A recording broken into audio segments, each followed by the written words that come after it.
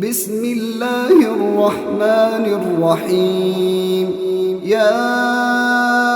أيها المزمل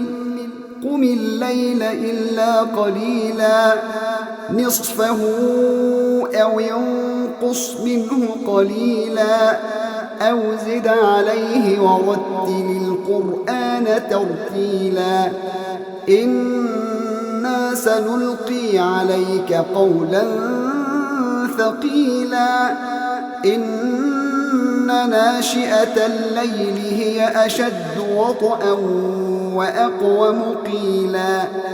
إن لك في النهار سبحا طويلا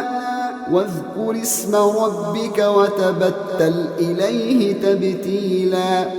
رب المشرق والمغرب لا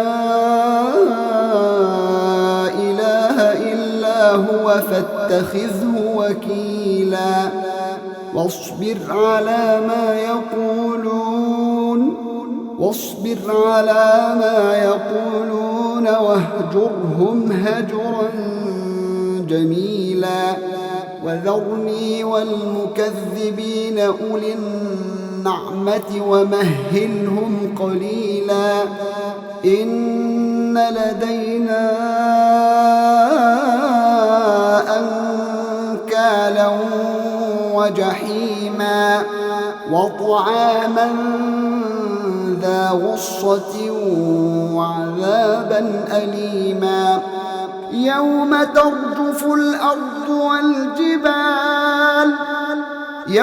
ترجف الأرض والجبال وكانت الجبال كثيبا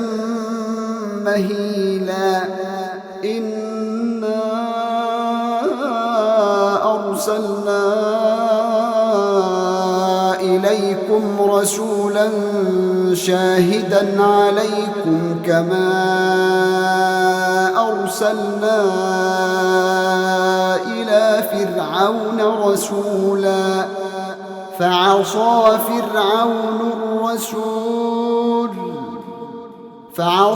فرعون الرسول فأخذناه أخذا وبيلا فكيف تتقون إن كفرتم يوما يجعل الولدان شيبا السماء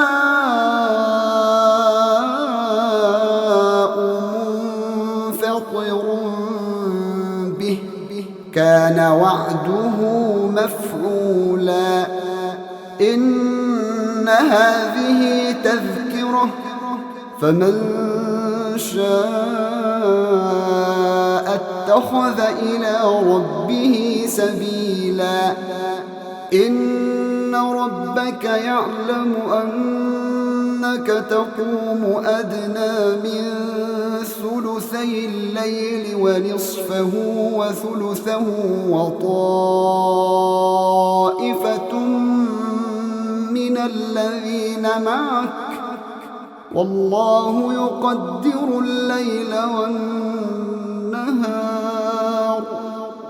علم أن لن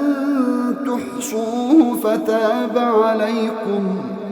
فاقرؤوا ما تيسر من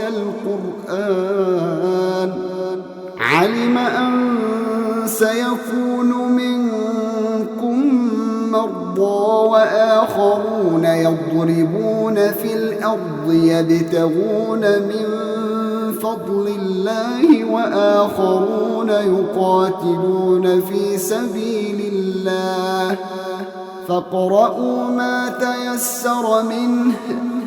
وأقيموا الصلاة وآتوا الزكاة وأقرضوا الله قرضا حسنا